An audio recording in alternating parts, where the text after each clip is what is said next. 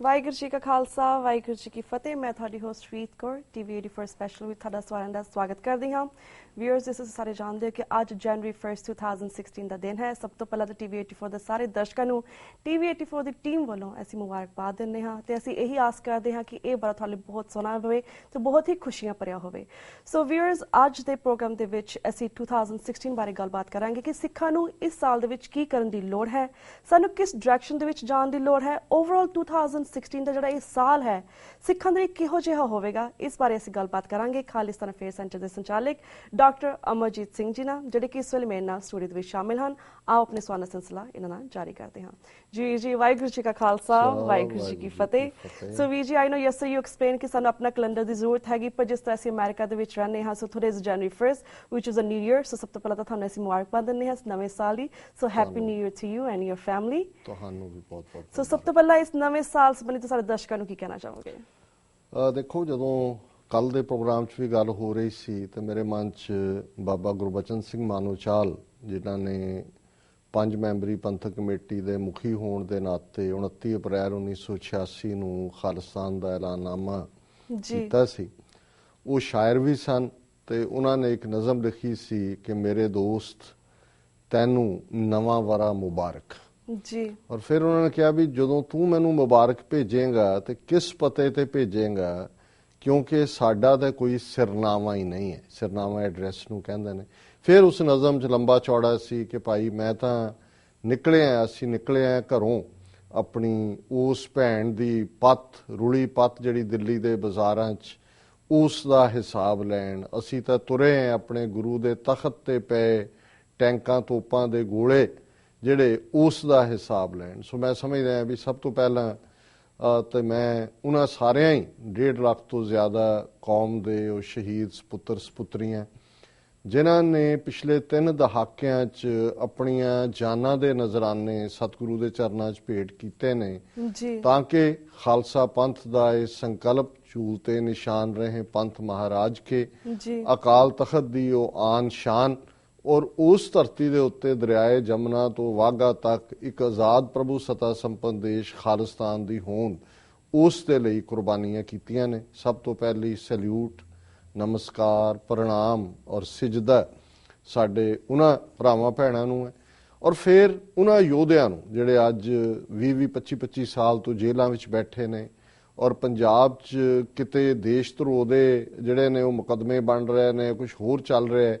ਇਹਦੇ ਬਾਵਜੂਦ ਅੱਜ ਦੇ ਹਾਲਾਤ 'ਚ ਜਦੋਂ ਕਿ ਸਾਡੀ ਕੌਮ ਦਾ ਇੱਕ ਵੱਡਾ ਹਿੱਸਾ ਐਸ਼ ਪ੍ਰਸਤੀ ਦੇ ਵਿੱਚ, ਈਜ਼ੀ ਲਾਈਫ ਜਾਂ ਵਾਟ ਟੂ ਮੀ, ਇਸ ਐਟੀਟਿਊਡ 'ਚ ਹੈ, ਇਹਦੇ ਬਾਵਜੂਦ ਜਿਨ੍ਹਾਂ ਨੇ ਕੇਸਰੀ ਝੰਡਾ ਬੁਲੰਦ ਰੱਖਿਆ ਹੋਇਆ ਔਰ ਲਗਾਤਾਰਤਾ ਦੇ ਨਾਲ ਜਿਹੜੇ ਨੇ ਉਹ ਇਸ ਰਸਤੇ ਦੇ ਉੱਤੇ ਤੁਰ ਰਹੇ ਨੇ।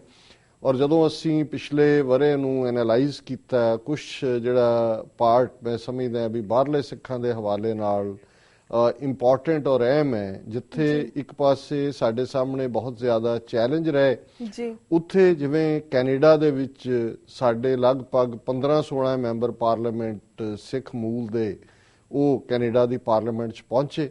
ਔਰ ਇਹ ਇੱਕ ਬੜੇ ਮਾਣ ਵਾਲੀ ਗੱਲ ਹੈ ਕਿ ਅੱਜ ਕੈਨੇਡਾ ਦਾ ਡਿਫੈਂਸ ਮਿਨਿਸਟਰ ਹਰਜੀਤ ਸਿੰਘ ਸੱਜਣ ਇੱਕ 5 ਕਕਾਰੀ ਅੰਮ੍ਰਿਤਧਾਰੀ ਸਿੰਘ ਹੈ। ਸੋ ਇਹ ਮੈਂ ਸਮਝਦਾ ਵੀ ਕਿੱਥੇ 100 ਸਾਲ ਪਹਿਲਾਂ ਲਗਭਗ ਇਸ ਮੁਲਕ 'ਚ ਕਦੇ ਕਾਮਾਗਾਟਾ ਮਾਰੂ, ਕਦੇ ਹੋਰ ਘਟਨਾਵਾਂ ਜਿਹਦੇ 'ਚ ਕਿ ਉਹਨਾਂ ਨੂੰ ਇੱਕ ਸਟੇਜ ਤੇ ਸਭ ਨੂੰ ਪੈਕ ਕਰਕੇ ਹੌਂਡੂਰਸ ਭੇਜ ਰਹੇ ਸੀ। ਸੋ ਇਹ ਰਿਮਾਰਕੇਬਲ ਗੱਲ ਹੈ। ਅਮਰੀਕਾ ਦੇ ਹਵਾਲੇ ਨਾਲ ਜੇ ਅਸੀਂ ਦੇਖੀਏ ਕਿ ਵੀ ਸਾਡੀ ਇਹ ਬੈਟਲ ਕਿ ਅਸੀਂ ਅਮਰੀਕਨ ਆਰਮਡ ਫੋਰਸਿਸ 'ਚ ਸਰਵ ਕਰ ਸਕੀਏ, ਸਿਮਰਪ੍ਰੀਤ ਸਿੰਘ ਦਾ ਜਿਹੜਾ ਹੈ ਉਹ ਸਿੱਖੀ ਸਰੂਪ ਦੇ ਨਾਲ ਜਿਹੜਾ ਸਰਵ ਕਰਨ ਦਾ ਹੱਕ ਇਨਫੈਂਟਰੀ ਦੇ ਵਿੱਚ, ਇਹ ਸਾਡੀ ਬੈਟਲ ਅਸੀਂ ਜਿੱਤੀ। ਔਰ ਮੈਂ ਸਮਝਦਾ ਕਿ ਅਸੀਂ ਆਪਣੇ ਉਹਨਾਂ ਸਾਰੇ ਹੀ ਜਿਹੜੇ ਯੰਗਸਟਰਸ ਨੇ ਹਿਊਮਨ ਰਾਈਟਸ ਆਰਗੇਨਾਈਜੇਸ਼ਨਸ ਨਾਲ ਸੰਬੰਧਿਤ, ਹਿਊਮੈਨਿਟੇਰੀਅਨ ਏਡ ਦੇਣ ਵਾਲੀਆਂ ਜਥੇਬੰਦੀਆਂ ਜਿਵੇਂ ਯੂਨਾਈਟਿਡ ਸਿੱਖਸ ਅੱਜ ਵੀ ਜੇ ਨੇਪਾਲ ਦੇ ਵਿੱਚ ਡਿਜ਼ਾਸਟਰ ਹੈ ਉੱਥੇ ਸਰਵ ਕਰ ਰਹੇ ਨੇ, ਉਹਨਾਂ ਨੇ ਹੇਤੀ, ਸੁਨਾਮੀ, ਕੈਟਰੀਨਾ 'ਚ ਸਰਵ ਕੀਤਾ, ਔਰ ਆਪਣੀਆਂ ਦੂਸਰੀਆਂ ਜਥੇਬੰਦੀਆਂ ਸਿੱਖ ਕੋਲੀਸ਼ਨ, ਸੈਲਡੈਫ, ਜਿਹੜੇ ਕਿ ਇੱਥੇ ਕਾਨੂੰਨੀ ਲੜਾਈ ਲੜਨ ਦੇ ਲਈ ਔਰ ਦੂਸਰੇ ਸ਼ੋਬਿਆਂ ਦੇ ਵਿੱਚ ਐਕਟਿਵ ਨੇ। ਔਰ ਅਸੀਂ ਸਮਝਦੇ ਹਾਂ ਵੀ ਅਮਰੀਕਨ ਗੁਰਦੁਆਰਾ ਪ੍ਰਬੰਧਕ ਕਮੇਟੀ ਜਿਨ੍ਹਾਂ ਨੇ ਬਾਕੀ ਸਿੰਘਾਂ ਸਿੰਘਣੀਆਂ ਦੇ ਨਾਲ ਰਲ ਕੇ ਜਿਹੜੀ ਸਿੱਖ ਕਾਂਗਰੈਸ਼ਨਲ ਕਾਕਸ ਬਣਾਈ 50 ਤੋਂ ਜ਼ਿਆਦਾ ਜਿਹੜੇ ਮੈਂਬਰਸ ਨੇ ਕਾਂਗਰਸ ਦੇ ਬਿਲਕੁਲ ਉਹ ਇੱਥੇ ਨੇ। 6 ਫॉर ਜਸਟਿਸ ਜੀ ਉਹਨਾਂ ਦਾ ਮੈਂ ਵਿਸ਼ੇਸ਼ ਤੌਰ ਤੇ ਜ਼ਿਕਰ ਕਰਨਾ ਚਾਹਾਂਗਾ, ਜਿਹੜਾ ਮੈਂ ਕੱਲ ਦੇ ਸ਼ੋਅ 'ਚ ਬਾਹਰਲੇ ਪਰਸਪੈਕਟਿਵ ਨੂੰ ਨਹੀਂ ਸੀ ਲਿਆ। ਜੀ ਜਿਵੇਂ ਉਹਨਾਂ ਨੇ ਲਗਾਤਾਰਤਾ ਨਾਲ ਭਾਰਤ ਦੇ ਵਿੱਚ ਝੰਡਾ ਬੁਲੰਦ ਰੱਖਿਆ ਸਿੱਖ ਆਜ਼ਾਦੀ ਦਾ, ਉਹ ਫਰੀडम ਮਾਰਚ ਹੋਣ, ਉਹ ਲਿਟੀਗੇਸ਼ਨਸ ਹੋਣ, ਉਹ ਆਰਟੀਕਲ 25(b) ਨੂੰ ਕੰਡੈਮ ਕਰਨ ਦੇ ਲਈ ਪ੍ਰੈਜ਼ੀਡੈਂਟ ਓਬਾਮਾ ਨੂੰ ਲਿਖੀ ਪੈਟੀਸ਼ਨ ਹੋਏ। ਔਰ ਜਦੋਂ ਅਸੀਂ ਜ਼ੁਲਮ ਦੇ ਹਵਾਲੇ ਨਾਲ ਗੱਲ ਕਰਦੇ ਹਾਂ ਕਿ ਜਿਹੜਾ ਭਾਰਤ ਦੀ ਮੋਦੀ ਸਰਕਾਰ ਦਾ ਖੂਨੀ ਪੰਜਾ ਹੈ ਉਹ ਸਿਰਫ ਭਾਰਤ ਤੱਕ ਮਹਿਦੂਦ ਨਹੀਂ ਹੈ। ਜੇ ਮੋਦੀ ਇਸ 1 ਸਾਲ ਦੇ ਵਿੱਚ ਭਾਰਤ 'ਚ ਘਟ ਰਿਹਾ ਹੈ, ਵਿਦੇਸ਼ਾਂ 'ਚ ਹੀ ਰਿਹਾ ਹੈ, ਤੇ ਇੱਕ ਗੱਲ ਉਹਨੇ ਯਕੀਨੀ ਬਣਾਈ, ਉਹ ਜਿੱਥੇ ਵੀ ਗਿਆ ਉੱਥੇ ਉਹਨੇ ਸਿੱਖਾਂ ਦੇ ਖਿਲਾਫ ਡੋਜ਼ੀਅਰ ਜਿਹੜੇ ਨੇ ਉਹਨਾਂ ਮੁਲਕਾਂ ਦੀਆਂ ਸਰਕਾਰਾਂ ਨੂੰ ਦਿੱਤੇ ਕਿ ਜੀ ਇਹ ਖਾਲਿਸਤਾਨੀ ਬਹੁਤ ਖਤਰਨਾਕ ਦਹਿਸ਼ਤਗਰਦ ਨੇ ਔਰ ਇਹਨਾਂ ਦੀਆਂ ਐਕਟੀਵਿਟੀਜ਼ ਨੂੰ ਜਿਹੜਾ ਉਹ ਚੈੱਕ ਕੀਤਾ ਜਾਏ। ਉਹਦਾ ਹੀ ਨਤੀਜਾ ਸੀ ਇਸ ਕਿਸਮ ਦੀ ਖਤਰਨਾਕ ਲਾਈਨ ਦਾ ਕਿ ਭਾਈ ਜਗਤਾਰ ਸਿੰਘ ਤਾਰਾ ਬੈਂਕਾਕ ਥਾਈਲੈਂਡ ਤੋਂ ਵਾਪਸ ਲਿਜਾਏ ਗਏ ਔਰ ਇਸ ਵੇਲੇ ਭਾਈ ਪਰਮਜੀਤ ਸਿੰਘ ਪੰਮਾ ਜਿਹੜੇ ਕਿ ਪੁਰਤਗਾਲ ਦੀ ਜੇਲ੍ਹ 'ਚ ਨੇ। ਔਰ ਜਦੋਂ ਮੋਦੀ ਇੰਗਲੈਂਡ ਦੇ ਦੌਰੇ ਤੇ ਆਇਆ ਉਹਨੇ ਜਿਹੜਾ ਡੋਜ਼ੀਅਰ ਦਿੱਤਾ ਉਹਦੇ 'ਚ ਭਾਈ ਅਵਤਾਰ ਸਿੰਘ ਖੰਡਾ ਔਰ ਭਾਈ ਪਰਮਜੀਤ ਸਿੰਘ ਪੰਮਾ ਜਿਨ੍ਹਾਂ ਦਾ ਆਪਣਾ ਭਰਾ ਸ਼ਹੀਦ ਹੈ, ਮਾਸੀ ਦਾ ਲੜਕਾ ਭਾਈ ਬਲਵਿੰਦਰ ਸਿੰਘ ਜਟਾਣਾ, ਉਹਨਾਂ ਦੇ ਪਰਿਵਾਰ ਦੇ 4-5 ਜੀ, ਬਿਰਧ ਦਾਦੀ, ਛੋਟੀ ਭਤੀਜੀ ਮਾਰ ਦਿੱਤੇ ਸੀ। ਔਰ ਇਸੇ ਤਰ੍ਹਾਂ ਇਹ ਦਬਾਅ ਅਮਰੀਕਾ, ਕੈਨੇਡਾ, ਇੱਥੇ ਵੀ ਇਹਨਾਂ ਦੇ ਡੈਲੀਗੇਸ਼ਨ ਕਿ ਜੀ ਇਹ ਬੰਦ ਹੋਏ, ਪਰੇਡਸ ਦੇ ਵਿੱਚ ਭਿੰਡਰਾਣਿਆਂ ਦੀ ਫੋਟੋ ਨਾ ਲੱਗੇ, ਦੂਸਰਾ ਨਾ ਹੋਏ। ਸੋ ਮੈਂ ਇਹ ਸਮਝਦਾ ਵੀ ਜਦੋਂ ਅਸੀਂ ਵਰਾ 2016 ਦੇ ਕੰਟੈਕਸਟ 'ਚ ਹੁਣ ਗੱਲ ਕਰ ਰਹੇ ਤੇ ਇਸ ਗੱਲ ਦਾ ਧਿਆਨ ਰਹੇ ਕਿ ਸਾਡਾ ਦੁਸ਼ਮਣ ਇੰਡੀਅਨ ਸਟੇਟ ਉਸ ਨੇ ਜੇ ਪੰਜਾਬ ਦੇ ਵਿੱਚ ਆਵਾਜ਼ ਜਿਹੜੀ ਬੁਲੰਦ ਕਰਨ ਵਾਲੇ ਸੀ ਉਹਨਾਂ ਨੂੰ ਦੇਸ਼ ਧਰੋਹੀ ਬਣਾਇਆ ਤੇ ਉਹਨਾਂ ਦਾ ਇਹ ਖੂਨੀ ਪੰਜਾ ਇਸ ਵੇਲੇ ਔਰ ਉਹਨਾਂ ਦੀਆਂ ਐਮਬੈਸੀਆਂ, ਕੌਂਸੂਲੇਟ ਔਰ ਉਹਨਾਂ ਦੇ ਟੌਂਟ ਪਟਾਉਂਟ ਇਸ ਕੰਮ ਤੇ ਲੱਗੇ ਹੋਏ ਨੇ ਕਿ ਬਾਹਰਲੇ ਸਿੱਖਾਂ ਦੀ ਆਵਾਜ਼ ਨੂੰ ਕਿਵੇਂ ਬੰਦ ਕਰਨਾ। ਸੋ ਸਾਡੇ ਸਾਹਮਣੇ ਜਿਹੜੇ ਚੈਲੰਜ ਨੇ ਔਰ ਜਿਵੇਂ ਜਿਵੇਂ ਤੁਹਾਡਾ ਸਵਾਲਾਂ ਦਾ ਸਿਲਸਿਲਾ ਚੱਲੇਗਾ ਮੈਂ ਉਹਨੂੰ ਰਿਸਪੌਂਡ ਕਰਾਂਗਾ। ਲੇਕਿਨ ਮੈਂ ਸਮਝਦਾ ਵੀ ਇਸ ਵੇਲੇ ਬਹੁਤ ਵੱਡੀ ਜ਼ਿੰਮੇਵਾਰੀ 4 ਮਿਲੀਅਨ ਜਿਹੜਾ 40 ਲੱਖ ਸਿੱਖ ਭਾਰਤ ਦੇ ਨਕਸ਼ੇ ਦੀ ਕੈਦ ਤੋਂ ਬਾਹਰ ਨੇ ਉਹਨਾਂ ਦੇ ਜ਼ਿੰਮੇ ਹੈ। ਜਿੱਥੇ ਅਸੀਂ ਇਹਨਾਂ ਮੁਲਕਾਂ ਦੇ ਵਿੱਚ ਚੈਲੰਜ ਫੇਸ ਕਰ ਰਹੇ ਹਾਂ, ਜਿਵੇਂ ਅਸੀਂ ਇਸਲਾਮਿਕ ਸਟੇਟ ਦੀ ਦਹਿਸ਼ਤਗਰਦੀ ਦੀ ਗੱਲ ਕੀਤੀ, ਜੇ ਰੈਫਿਊਜੀਜ਼ ਮਿਲੀਅਨਸ ਦੇ ਵਿੱਚ ਯੂਰਪ ਦੇ ਵਿੱਚ ਦੂਸਰੇ ਆਏ ਔਰ ਜਿੱਥੇ ਅਸੀਂ ਇੰਟਰਨੈਸ਼ਨਲ ਟੈਰਰਿਜ਼ਮ ਦੀ ਗੱਲ ਕੀਤੀ ਹੈ ਤੇ ਉਹਦਾ ਇੱਕ ਡਾਇਰੈਕਟ ਪ੍ਰਭਾਵ ਹੈ ਹੇਟ ਕ੍ਰਾਈਮ। ਔਰ ਜਿਸ ਤਰੀਕੇ ਨਾਲ ਪਿਛਲੇ ਕੁਝ ਦਿਨਾਂ ਦੇ ਵਿੱਚ ਹੀ ਘਟਨਾਵਾਂ ਵਾਪਰੀਆਂ ਨੇ ਕੈਲੀਫੋਰਨੀਆ ਦੇ ਫਰੈਜ਼ਨੋ ਏਰੀਆ 'ਚ ਇੱਕ 65 ਸਾਲ ਦੇ ਬਜ਼ੁਰਗ ਨੂੰ ਜਿਹੜਾ ਕੁੱਟ ਕੇ ਸੁੱਟਿਆ ਗਿਆ ਜ਼ਮੀਨ ਤੇ, ਇਸੇ ਤਰ੍ਹਾਂ ਪਹਿਲਾਂ ਸ਼ਿਕਾਗੋ ਘਟਨਾ ਹੋ ਕੇ ਵਾਪਰੀ ਹੈ ਔਰ ਇੰਨੀਆਂ ਤੇਜ਼ੀ ਨਾਲ ਘਟਨਾਵਾਂ ਹੋ ਰਹੀਆਂ ਨੇ। ਔਰ ਅਫਸੋਸ ਇਹ ਹੈ ਕਿ ਇਹ ਲੜਾਈ ਜਿਹੜੀ ਦਹਿਸ਼ਤਗਰਦੀ ਦੇ ਨਾਂ ਥੱਲੇ ਜੋ ਵੀ ਚੱਲ ਰਿਹਾ ਇਹ ਜਾਰੀ ਰਹਿਣੀ ਹੈ ਇਸ ਬਾਰੇ 'ਚ ਵੀ। ਔਰ ਸਾਡੇ ਸਾਹਮਣੇ ਇਹ ਚੈਲੰਜ ਰਹਿਣਾ ਕਿ ਜਿੱਥੇ ਅਸੀਂ ਆਪਣੇ ਬੱਚੇ ਬੱਚੀਆਂ ਨੂੰ ਮਜ਼ਬੂਤੀ ਦੇ ਨਾਲ ਸਿੱਖੀ ਵੈਲਿਊਜ਼ ਦਈਏ ਔਰ ਪਿਛਲਾ ਦਸੰਬਰ ਦਾ ਸਾਰਾ ਮਹੀਨਾ ਥਾਂ ਥਾਂ ਸ਼ਹੀਦੀ ਸਮਾਗਮ ਸਾਹਿਬਜ਼ਾਦਿਆਂ ਦੇ, ਮਾਤਾ ਗੁਜਰੀ ਜੀ ਦੀ ਯਾਦ 'ਚ ਹੋਏ ਨੇ ਔਰ ਇੱਕ ਚੰਗੀ ਗੱਲ ਹੈ। ਔਰ ਮੈਂ ਪਿਛਲੇ ਦਿਨਾਂ 'ਚ ਫਤਿਹਗੜ੍ਹ ਸਾਹਿਬ ਦੀ ਰਿਪੋਰਟਿੰਗ ਦੇਖ ਰਿਹਾ ਸੀ ਔਰ 1 to 1 ਵੀ ਗੱਲ ਹੋਈ ਕਿ ਵੀ ਜਿੰਨਾ ਸਿੱਖਾਂ ਦਾ ਸੇਵਾ ਦਾ ਜਜ਼ਬਾ, ਪਿਆਰ ਦਾ ਜਜ਼ਬਾ ਡੁੱਲ ਕੇ ਪੈਂਦਾ ਹੈ, ਲੱਗਦਾ ਨਹੀਂ ਕਿ ਇਸ ਕੌਮ ਦੇ ਨਾਲ ਇਹਨਾਂ 3 ਦਹਾਕਿਆਂ 'ਚ ਇੰਨੇ ਜ਼ੁਲਮ ਹੋਏ ਨੇ, ਇੱਕ ਸਾਰੀ ਜਨਰੇਸ਼ਨ ਮਾਰ ਦਿੱਤੀ ਹੈ, ਪੰਜਾਬ ਦੀ ਜਵਾਨੀ ਡਰੱਗਸ ਦੇ ਹਵਾਲੇ ਕਰ ਦਿੱਤੀ ਹੈ, ਲੇਕਿਨ ਇਹਦੇ ਬਾਵਜੂਦ ਉਹ ਸਿੱਖੀ ਸਪਿਰਿਟ ਉੱਥੇ ਵੀ ਜ਼ਿੰਦਾ ਹੈ। ਔਰ ਇੱਥੇ ਵੀ ਜਦੋਂ ਅਸੀਂ ਹਾਂ ਪੱਖੀ ਜੇ ਪ੍ਰਭਾਵ ਦੇਖਣੇ ਨੇ ਤੇ ਜਿਸ ਤੇਜ਼ੀ ਦੇ ਨਾਲ ਸਾਡੀ younger generation more and more ਜਿਹੜੀ ਹੈ ਸਾਡੇ ਨਾਲ ਇਨਵੋਲਵ ਹੋ ਰਹੀ ਹੈ ਕੌਮੀ ਆਜ਼ਾਦੀ ਦੀ ਗੱਲ ਦੇ ਨਾਲ, ਔਰ ਜਿਵੇਂ 6 ਫॉर ਜਸਟਿਸ ਨੇ ਰੈਫਰੈਂਡਮ 2020 ਦਾ ਨਾਰਾ ਦਿੱਤਾ ਹੈ। ਬੇਸ਼ੱਕ ਇਹ ਇੱਕ ਕੈਂਪੇਨ ਹੈ ਜਿਸ ਦੇ ਥੱਲੇ ਤੁਸੀਂ ਖਾਲਿਸਤਾਨ ਪ੍ਰਤੀ ਜਾਗਰੂਕਤਾ ਪੈਦਾ ਕਰ ਰਹੇ ਹੋ, ਪਰ ਜਿੰਨੀਆਂ ਰੈਲੀਜ਼ ਬੀਤੇ ਵਰੇ ਦੇ ਵਿੱਚ ਉਹਨਾਂ ਨੇ ਫਰੀडम ਰੈਲੀਜ਼ ਕੀਤੀਆਂ, ਉਹ ਭਾਵੇਂ ਸੈਕਰਾਮੈਂਟੋ 'ਚ ਸੀ, ਬੇਸ਼ੱਕ ਉਹ LA 'ਚ ਸੀ, ਨਿਊਯਾਰਕ ਦੇ ਵਿੱਚ ਸੀ, ਵਾਸ਼ਿੰਗਟਨ ਦੇ ਵਿੱਚ ਸੀ, ਬਹੁਤ ਵੱਡੀ ਗਿਣਤੀ ਦੇ ਵਿੱਚ ਸਿੱਖ ਸੰਗਤਾਂ ਜਿਹੜੀਆਂ ਨੇ ਉਸ ਦੇ ਵਿੱਚ ਔਰ ਵੱਡੀ ਗਿਣਤੀ 'ਚ ਯੰਗਸਟਰਸ ਉਹਨਾਂ ਨੇ ਸ਼ਮੂਲੀਅਤ ਕੀਤੀ। ਸੋ ਮੈਂ ਚਾਹਾਂਗਾ ਵੀ ਅਸੀਂ ਇੱਕ ਖਾਲਿਸਤਾਨੀ ਐਕਟਿਵਿਸਟ ਹੋਣ ਦੇ ਨਾਤੇ ਪਿਛਲੇ ਲਗਭਗ 3 ਦਹਾਕਿਆਂ ਤੋਂ ਜਿੱਥੇ ਅਸੀਂ ਸੰਘਰਸ਼ ਦੇ ਨਾਲ ਜੁੜੇ ਉੱਥੇ ਅਸੀਂ ਅਪ ਐਂਡ ਡਾਊਨ ਵੀ ਦੇਖੇ ਨੇ ਔਰ ਮੈਂ ਬੜਾ ਆਪਟੀਮਿਸਟ ਹਾਂ। ਜਦੋਂ ਤੁਸੀਂ ਪੁੱਛਿਆ ਵੀ 2016 'ਚ ਕੀ ਅਸੀਂ ਐਨਵਿਜ਼ਨ ਕਰਦੇ ਹਾਂ, ਸੋ ਮੈਂ ਸਮਝਦਾ ਵੀ ਅਸੀਂ ਕਾਫੀ ਹੱਦ ਤੱਕ ਔਰ ਸੁਗੰਧ ਸਮੀਰ ਦੀ ਇੱਕ ਕਪਲੇਟ ਹੈ ਉਸ ਦੀ ਲਿਖਤ ਦੀ ਕਿ ਝਲਕ ਸੁੰਦਰ ਤੋਂ ਰੋਸ਼ਨ ਪੰਦ ਹੋਏ ਕੀ ਗਮ ਜੇ ਸਿਰ ਤੇ ਪੰਡਾਂ ਭਾਰੀਆਂ ਨੇ। ਬੇਸ਼ੱਕ ਪੰਡ ਭਾਰੀ ਹੈ ਪਰ ਜਦੋਂ ਝਲਕ ਪੈਂਦੀ ਹੈ ਤੇ ਜਿਸ ਰਸਤੇ 'ਚ ਭਾਵੇਂ ਤੁਸੀਂ ਭਾਰੀ ਪੰਡ ਚੁੱਕੀ ਹੋਈ ਹੈ, ਹਨੇਰਾ ਹੈ, ਜਦੋਂ ਇੱਕ ਝਲਕ ਪਈ ਔਰ ਝਲਕ ਨੇ ਉਸ ਥਾਂ ਨੂੰ ਰੁਸ਼ਨਾਇਆ ਤੇ ਤੁਹਾਡੇ ਅੰਦਰ ਵੀ ਉਸ ਭਾਰੀ ਪੰਡ ਵੀ ਹਲਕੀ ਲੱਗਣ ਲੱਗ ਗਈ। ਤੁਸੀਂ ਕਿਹਾ ਵੀ ਨਹੀਂ, ਇਹ ਝਲਕ ਨੇ ਸਾਨੂੰ ਰਸਤਾ ਦਿਖਾਇਆ ਔਰ ਅਸੀਂ ਹੁਣ ਅੱਗੇ ਵਧਣਾ। ਸੋ ਮੈਂ ਸਮਝਦਾ ਵੀ ਇਹ ਸਪਿਰਿਟ ਸਾਡੀ ਜਿਹੜੀ ਹੈ ਉਹ ਕਾਇਮ ਰਹਿਣੀ ਚਾਹੀਦੀ ਹੈ। ਔਰ ਮੈਂ ਇਹ ਤਵੱਕੋ ਕਰਦਾ ਹਾਂ ਬਹੁਤ ਜ਼ਿਆਦਾ ਕਿ ਅਸੀਂ ਡਾਇਸਪੋਰਾ ਸਿੱਖ, ਔਰ ਜਿਵੇਂ ਜੇ 10 ਨਵੰਬਰ ਦੇ ਸਰਬੱਤ ਖਾਲਸਾ ਦੀ ਗੱਲ ਅਸੀਂ ਕੱਲ ਕੀਤੀ ਸੀ, 2015 ਚ ਉਹ ਜਿਹੜਾ ਹੋਇਆ, ਔਰ ਵਿਸਾਖੀ ਦੇ ਵਿੱਚ 2016 ਚ ਅਗਲਾ ਸਰਬੱਤ ਖਾਲਸਾ ਹੈ।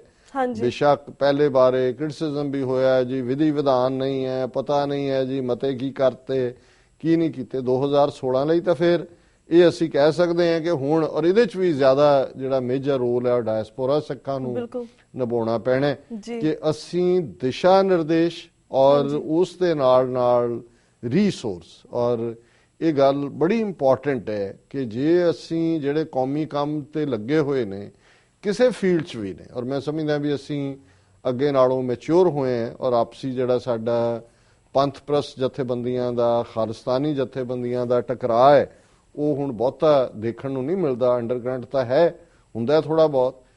ਅਕਾਲੀ ਐਕਸਪੋਜ਼ ਸਟੈਂਡ ਕਰਦੇ ਨੇ ਔਰ ਜਿਸ ਕਿਸਮ ਦੇ ਉਹਨਾਂ ਦੇ ਕੁਛ ਤਾਂ ਦੌੜ ਹੀ ਗਏ ਇਥੋਂ, ਜਿਹੜੇ ਬੜੇ ਵੱਡੇ ਅਹੁਦਿਆਂ ਤੇ ਰੋਜ਼ ਬਿਆਨ ਦੇਣ ਵਾਲੇ ਸੀ, ਉਹਨਾਂ ਨੇ ਦੇਖ ਲਿਆ ਮੂਡ। ਪਰ ਕੁਛ ਜਿਹੜੇ ਨੇ ਰਜਿਸਟਰਡ ਢੀਠ ਕਿਸਮ ਦੇ ਬਿਲਕੁਲ ਬੇਜ਼ਮੀਰੇ ਲੋਕ ਜਿਹੜੇ ਕਿ ਖਾਲਿਸਤਾਨ ਦੀ ਮੂਵਮੈਂਟ ਦਾ ਵਿਰੋਧ ਕਰਦੇ ਨੇ, ਖਲੋਂਦੇ ਨੇ ਸਾਹਮਣੇ, ਔਰ ਆਉਣ ਵਾਲੇ ਪੀਰੀਅਡ 'ਚ ਉਹਨਾਂ ਦੀ ਹੋਰ ਵੀ ਕੋਸ਼ਿਸ਼ ਹੋਏ। ਹਾਲਾਂਕਿ ਇਹਨਾਂ ਦੇ ਆਕਾ ਪਿਓ ਪੁੱਤਰ ਬਾਦਲ ਉਹ ਅਮਰੀਕਾ ਦੀ ਧਰਤੀ ਤੇ ਵੜ ਨਹੀਂ ਸਕਦੇ, ਉੱਥੋਂ ਦੇ ਉਹਨਾਂ ਦੇ ਦੀਵਾਨਾਂ ਦੇ ਵਿੱਚ ਉਹਨਾਂ ਦੇ ਜਥੇਦਾਰ ਬੋਲ ਨਹੀਂ ਸਕਦੇ, ਤੇ ਇਹ ਇੱਥੇ ਬੜਕਾ ਮਾਰਦੇ ਨੇ ਕਿ ਜੀ ਇਹ ਖਾਲਿਸਤਾਨੀ ਅੰਸਰ ਬਹੁਤ ਥੋੜਾ ਜਿਹਾ ਗਰਮ ਦਲੀਏ, ਇਹਨਾਂ ਨੂੰ ਹੁਣ ਅਸੀਂ ਚੈਲੰਜ ਕਰਾਂਗੇ। ਔਰ ਇਹ ਗੱਲ ਮੈਂ ਇਹਦੇ ਨਾਲ ਜ਼ਰੂਰ ਕਹਿਣੀ ਚਾਹਾਂਗਾ ਕਿ ਇੱਕ ਗੱਲ ਦਾ ਧਿਆਨ ਰਹੇ ਵੀ ਇਹਨਾਂ ਮੁਲਕਾਂ 'ਚ ਰਹਿੰਦੇ ਆ ਸਾਨੂੰ ਕਾਨੂੰਨ ਦੇ ਦਾਇਰਾਕਾਰ 'ਚ ਰਹਿੰਦੇ ਆ ਬਿਨਾਂ ਕਿਸੇ ਹਿੰਸਕ ਕਾਰਵਾਈ ਤੋਂ, ਕਿਉਂਕਿ ਜਿਹੜੇ ਏਜੰਟ ਪ੍ਰੋਵੋਕੇਟਿਵ ਹੁੰਦੇ ਨੇ, ਭੜਕਾਟ ਪੈਦਾ ਕਰਨ ਵਾਲੇ ਹੁੰਦੇ ਨੇ, ਉਹ ਚਾਹੁੰਦੇ ਨੇ ਵੀ ਅਸੀਂ ਹਿੰਸਕ ਹੋਈਏ। ਏਅਰ ਇੰਡੀਆ ਦਾ ਹਾਦਸਾ ਇੰਡੀਅਨ ਇੰਟੈਲੀਜੈਂਸ ਏਜੰਸੀ ਰਾਹ ਨੇ ਕਰਕੇ ਸਾਡੀ ਸਟਰਗਲ ਨੂੰ ਇੰਟਰਨੈਸ਼ਨਲ ਦਹਿਸ਼ਤਗਰਦੀ ਦੇ ਖਾਤੇ 'ਚ ਪਾਇਆ। ਸੋ ਉਹ ਰੁਝਾਨ ਰਹੇਗਾ। ਅਸੀਂ ਇਸ ਗੱਲ ਨੂੰ ਯਕੀਨੀ ਬਣਾਈਏ ਕਿ ਅਸੀਂ ਬਿਲਕੁਲ ਜਿਹੜਾ ਕਿਸੇ ਵੀ ਹਿੰਸਕ ਕਾਰਵਾਈ ਦਾ ਹਿੱਸਾ ਨਾ ਬਣੀਏ। ਗੁਰਦੁਆਰਿਆਂ ਦੇ ਵਿੱਚ ਵੀ ਜਿਹੜੇ ਲੜਾਈ ਝਗੜੇ ਨੇ ਇਹ ਜਿੱਥੇ ਸਾਡਾ ਨੁਕਸਾਨ ਕਰਦੇ ਨੇ, ਇਮੇਜ ਖਰਾਬ ਹੁੰਦਾ ਹੈ, ਉੱਥੇ ਫਿਰ ਲਿਟੀਗੇਸ਼ਨ, ਮੁਕੱਦਮੇਬਾਜ਼ੀ ਇਹ ਸਾਡੇ ਰੀਸੋਰਸ ਨੂੰ ਖਾਂਦੇ ਨੇ। ਸੋ ਮੈਂ ਸਮਝਦਾ ਵੀ ਸਾਨੂੰ ਇੱਥੇ ਸਿਰ ਜੋੜ ਕੇ ਬੈਠ ਕੇ ਜਿਹੜੇ ਸਾਡੇ ਪੰਥ ਪ੍ਰਸਤ ਵੀਰ ਭੈਣਾਂ ਨੇ ਉਹ ਆਪਣੀ ਸਟ੍ਰੈਟਜੀ, ਵਿਉਂਤਬੰਦੀ, ਨਿਸ਼ਾਨੇ ਵੱਲ ਪੇਸ਼ਕਦਮੀ, ਔਰ ਜਿਹੜੇ ਇਸ ਫੀਲਡ ਦੇ ਵਿੱਚ ਲੱਗੇ ਹੋਏ ਨੇ, ਜਿਹੜਾ ਜਿੱਥੇ ਜਿੱਥੇ ਕੰਮ ਕਰ ਰਹੇ, ਜਿਹੜੇ ਗੁਰਦੁਆਰਿਆਂ ਦੇ ਵਿੱਚ ਪੰਜਾਬੀ ਵਿਦਿਆ ਦੇ ਰਹੇ ਨੇ, ਗੁਰਮੁਖੀ ਦੇ ਟੀਚਰ ਨੇ, ਕੋਈ ਹੋਰ ਕੰਮ ਕਰ ਰਿਹਾ ਹੈ, ਕਿ ਹਿਊਮੈਨਿਟੇਰੀਅਨ ਏਡ ਹੈ, ਕੋਈ ਲੀਗਲ ਏਡ ਹੈ, ਇਹ ਸਾਰੇ ਹੀ ਇਹਨਾਂ ਨੂੰ ਅਸੀਂ ਇਵੇਂ ਮੰਨ ਕੇ ਤੁਰੀਏ ਕਿ ਇਹ ਗੁਰੂ ਕੀ ਨਗਰੀ ਆਨੰਦਪੁਰ ਦੇ ਵਿੱਚ ਕੋਈ ਭਾਈ ਨੰਦ ਲਾਲ ਹੈ ਜਿਹੜੇ ਕਲਮ ਚਲਾ ਰਹੇ ਨੇ, ਕੋਈ ਭਾਈ ਕਨਈਆ ਜੀ ਨੇ ਜਿਹੜੇ ਪਾਣੀ ਦੀ ਮਸ਼ਕ ਔਰ ਮਲਮ 10ਵੇਂ ਪਾਤਸ਼ਾਹ ਦੀ ਬਖਸ਼ੀ ਹੋਈ ਉਹਦੇ ਨਾਲ ਦੁਸ਼ਮਣ ਔਰ ਸੱਜਣ ਦੋਨਾਂ ਨੂੰ ਜਿਹੜਾ ਸਰਵ ਕਰ ਰਹੇ ਨੇ, ਤੇ ਫਿਰ ਭਾਈ ਬਚਿੱਤਰ ਸਿੰਘ ਵਰਗੇ ਨੇ ਜਿਹੜੇ ਕਿ ਨਾਗਨੀ ਵਾਲਾ ਬਰਛਾ ਲੈ ਕੇ ਮਸਤ ਹਾਥੀਆਂ ਦੇ ਜਿਹੜੇ ਨੇ ਉਹ ਸੁੰਡ ਦੇ ਵਿੱਚ ਮਾਰ ਕੇ ਉਹਨਾਂ ਦੇ ਕੋਰਸ ਨੂੰ ਬਦਲ ਰਹੇ ਨੇ ਔਰ ਹਿਸਟਰੀ ਦਾ ਕੋਰਸ ਬਦਲ ਰਹੇ ਨੇ, ਫਰੀडम ਵੱਲ ਪੇਸ਼ਕਦਮੀ ਕਰ ਰਹੇ ਨੇ।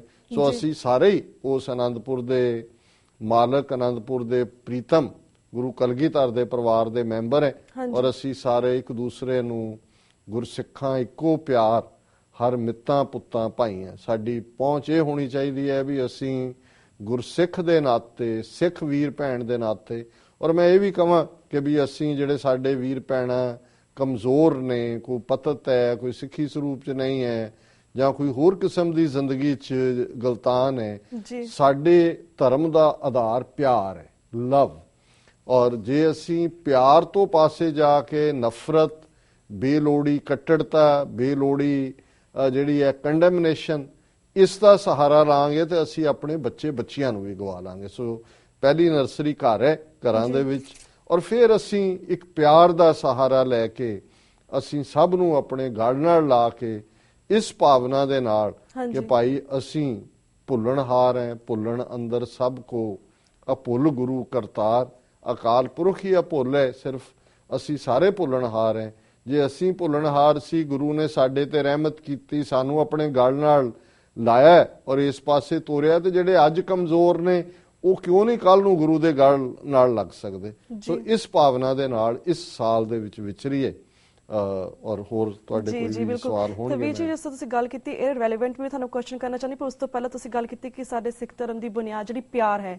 ਪਰ ਜਿਸ ਤਰ੍ਹਾਂ ਮੈਂ ਜਦੋਂ ਆਪਣੇ ਫੇਸਬੁੱਕ ਤੇ 2016 ਦੇ ਬਾਰੇ ਲੋਕਾਂ ਨੂੰ ਪੁੱਛਿਆ ਸੀ ਕਿ ਓਵਰਆਲ ਸਿੱਖਾਂ ਲਈ 2016 ਕਿਸ ਤਰ੍ਹਾਂ ਹੋਣਾ ਚਾਹੀਦਾ, ਉਹਨਾਂ ਸਾਰਿਆਂ ਨੇ ਇਹ ਗੱਲ ਕੀਤੀ ਹੈ ਕਿ ਸਾਨੂੰ ਦਲਿਤ ਭਾਈਚਾਰੇ ਨੂੰ ਵੀ ਨਾਲ ਲੈ ਕੇ ਜਾਣਾ ਚਾਹੀਦਾ। ਵੀ ਤੁਸੀਂ ਇੱਕ ਪਾਸੇ ਪਿਆਰ ਦੀ ਗੱਲ ਕੀਤੀ, ਦੂਸਰੇ ਪਾਸੇ ਜਿਹੜੀ ਸਿੱਖ ਕੌਮ ਹੈ ਉਹੀ ਦਲਿਤ ਭਾਈਚਾਰੇ ਨੂੰ ਨਾਲ ਲੈ ਕੇ ਨਹੀਂ ਚੱਲਦੀ। I don't know why, what's going on, because maybe we weren't brought up in India, so we don't know. Can you tell us a little bit about that, ਕਿ ਇਹ ਦਲਿਤ ਭਾਈਚਾਰਾ ਕੀ ਹੈ, ਵਾਈ ਸਿੱਖ ਇਹਨਾਂ ਦੇ ਨਾਲ ਰਹਿ ਕੇ ਖੁਸ਼ ਨਹੀਂ ਆ? ਦੇਖੋ, ਜੇ ਦਲਿਤ ਦਾ ਸ਼ਾਬਦਿਕ ਅਰਥ ਦੇਖੀਏ, ਦਲਣਾ ਹੁੰਦਾ ਹੈ ਰਿਪਰੈਸ਼ਨ। ਜਿਵੇਂ ਅਸੀਂ ਕਹਿੰਦੇ ਜੀ ਦਲੀਏ ਦੀ ਤਰ੍ਹਾਂ ਦਲ ਦਿੱਤਾ। ਦਲੀਆ ਸ਼ਬਦ ਵੀ ਇਸੇ ਲਈ ਹੈ ਕਿਉਂਕਿ ਵੀਟ, ਜਦੋਂ ਬ੍ਰੋਕਨ ਵੀਟ ਜਿਹੜੀ ਹੈ ਉਹ ਦਲੀਆ ਹੁੰਦੀ ਹੈ। ਤੇ ਦਲਿਤ ਸ਼ਬਦ ਭਾਈਚਾਰਾ ਜਾਂ ਉਹ ਸਾਰੇ ਹੀ ਵਰਗ ਜਿਹਨੇ ਲੰਬਾ ਵਕਤ 4000 ਸਾਲ ਤੋਂ ਰਿਗਵੇਦ ਦੇ ਨਾਲ ਜਾਤ ਪਾਤੀ ਸਿਸਟਮ ਸ਼ੁਰੂ ਹੁੰਦਾ ਹੈ, ਮਨੂ ਸਮ੍ਰਿਤੀ ਦੇ ਨਾਲ ਉਹਨੂੰ ਕੋਡੀਫਾਈ ਕੀਤਾ ਜਾਂਦਾ ਹੈ, ਉੱਚੀ ਜਾਤ, ਨੀਚ ਜਾਤ, ਔਰ ਜਿਹੜੇ ਸ਼ੂਦਰ ਜਿਨ੍ਹਾਂ ਨੂੰ ਬਣਾ ਦਿੱਤਾ ਗਿਆ ਉਹਨਾਂ ਨੂੰ ਅਛੂਤ ਕਿ ਉਹਨਾਂ ਦਾ ਪਰਛਾਵਾਂ ਵੀ ਪਿੱਟਣ ਵਾਲਾ ਹੈ। ਔਰ ਇਹ 4000 ਸਾਲ ਦੀ ਜਿਹੜੀ ਲੈਗੇਸੀ, ਜਿਸ ਨੂੰ ਬੇਸ਼ੱਕ ਗੁਰੂ ਨਾਨਕ ਸਾਹਿਬ ਨੇ ਬੁਲੰਦ ਸੁਰ ਦੇ ਵਿੱਚ ਫਰਮਾਇਆ ਸੀ, ਨੀਚਾਂ ਅੰਦਰ ਨੀਚ ਜਾਤ, ਨੀਚੀ ਹੂੰ ਅਤ ਨੀਚ, ਨਾਨਕ ਤਿਨ ਕੇ ਸੰਗ ਸਾਥ, ਵੱਡਿਆਂ ਸਿਓ ਕਿਆ ਰੀਸ, ਜਿੱਥੈ ਨੀਚ ਸੰਭਾਲੀਨ ਤਿੱਥੈ ਨਦਰ ਤੇਰੀ ਬਖਸ਼ਿਸ਼। ਕਿ ਮੈਂ ਡਾਊਨ ਟਰੋਡਨ ਦੇ ਨਾਲ ਖੜਾ, ਨੀਵਿਆਂ ਦੇ ਨਾਲ ਖੜਾ। ਔਰ 10ਵੇਂ ਪਾਤਸ਼ਾਹ ਨੇ ਅੰਮ੍ਰਿਤ ਦੀ ਦਾਤ, ਜੇ ਅਸੀਂ 5 ਪਿਆਰੇ ਜਿਹੜੇ ਗੁਰੂ ਸਾਹਿਬ ਨੇ ਉਸ 80,000 ਦੇ ਇਕੱਠ ਚੋਂ ਤਲਵਾਰ ਦੀ ਧਾਰ ਦੇ ਉੱਤੇ ਜਿਨ੍ਹਾਂ ਨੇ ਆ ਕੇ ਆਪਣਾ ਸੀਸ ਭੇਟ ਕੀਤਾ, ਤੇ ਉਹਨਾਂ ਚੋਂ ਵੀ ਜਿਹੜੇ ਨੇ ਨਾਈ, ਜੱਟ, ਛੀਂਬਾ, ਝੂਰ, ਜਿਹੜੇ ਕਿ ਸਮਾਜ ਨੇ ਬਿਲਕੁਲ ਜਿਨ੍ਹਾਂ ਨੂੰ ਸ਼ੂਦਰ ਬਣਾਇਆ ਹੋਇਆ ਸੀ, ਬ੍ਰਾਹਮਣੀਕਲ ਡੈਕਰੀਜ਼ ਵਾਲੇ ਸਮਾਜ ਨੇ, ਉਹਨਾਂ ਨੇ ਆ ਕੇ ਗੁਰੂ ਦੇ ਅੱਗੇ ਆਪਣਾ ਸੀਸ ਭੇਟ ਕੀਤਾ। ਔਰ ਸਤਿਗੁਰੂ ਨੇ ਉਹਨਾਂ ਨੂੰ ਗਲ ਨਾਲ ਲਾ ਕੇ ਪਿਆਰੇ ਫਰਮਾਇਆ, ਜਿਹੜੇ ਕਿ ਸਭ ਤੋਂ ਗੁਰੂ ਦੇ ਨਜ਼ਦੀਕ ਨੇ, ਕਰੀਬ ਨੇ। ਔਰ ਸਾਡੀ ਅਰਦਾਸ ਜਦੋਂ ਅਸੀਂ ਗੁਰੂ ਸਾਹਿਬਾਨ ਨੂੰ ਔਰ ਗੁਰੂ ਗ੍ਰੰਥ ਸਾਹਿਬ ਨੂੰ ਯਾਦ ਕਰਨ ਤੋਂ ਬਾਅਦ 5 ਪਿਆਰਿਆਂ 4 ਸਾਹਿਬਜ਼ਾਦਿਆਂ, ਸੋ ਗੁਰੂ ਸਾਹਿਬ ਨੇ ਆਪਣੇ ਸਾਹਿਬਜ਼ਾਦਿਆਂ ਤੋਂ ਵੀ ਪਹਿਲਾਂ ਉਹਨਾਂ ਪਿਆਰਿਆਂ ਨੂੰ, ਔਰ ਉਸ ਤੋਂ ਪਹਿਲਾਂ ਜਿਹੜੇ ਭਾਈ ਜੈਤਾ ਜੀ 9ਵੇਂ ਪਾਤਸ਼ਾਹ ਦਾ ਸੀਸ ਲੈ ਕੇ ਅਨੰਦਪੁਰ ਸਾਹਿਬ ਤੋਂ ਆਏ ਸਨ, ਉਹਨਾਂ ਨੂੰ 9 ਸਾਲ ਦੇ ਗੁਰੂ ਕਲਗੀਧਰ ਪਾਤਸ਼ਾਹ ਨੇ ਆਪਣੇ ਗਲ ਨਾਲ ਲਾ ਕੇ ਰੰਗਰੇਟੇ ਗੁਰੂ ਕੇ ਬੇਟੇ। ਔਰ ਇਸ ਦੇ ਨਾਲ ਮੈਂ ਸਮਝਦਾ ਹਾਂ ਵੀ ਅੰਮ੍ਰਿਤ ਦੀ ਦਾਤ ਦੇ ਨਾਲ ਜਿਹੜੀ ਸੋਵਰਨਿਟੀ, ਜਿਹੜੀ ਪਾਤਸ਼ਾਹਤ, ਕਿ ਇਨ ਗਰੀਬ ਸਿੱਖਨ ਕੋ ਦੇਉ ਪਾਤਸ਼ਾਹੀ, ਇਹ ਯਾਦ ਰੱਖੇ ਹਮਰੀ ਗੁਰਿਆਈ। ਔਰ ਇਹ ਜਿਹੜਾ ਸੰਕਲਪ ਔਰ ਇਹ ਜਿਹੜਾ ਆਸ਼ਾ ਗੁਰੂ ਨੇ ਦਿੱਤਾ, ਅਨਫੋਰਚੂਨੇਟਲੀ ਪਿਛਲੀਆਂ 3 ਸਦੀਆਂ ਵਿੱਚ ਅਸੀਂ ਇਸ ਜਾਤ ਪਾਤ ਦੇ ਕੋੜ ਤੋਂ ਮੁਕਤ ਨਹੀਂ ਹੋ ਸਕੇ।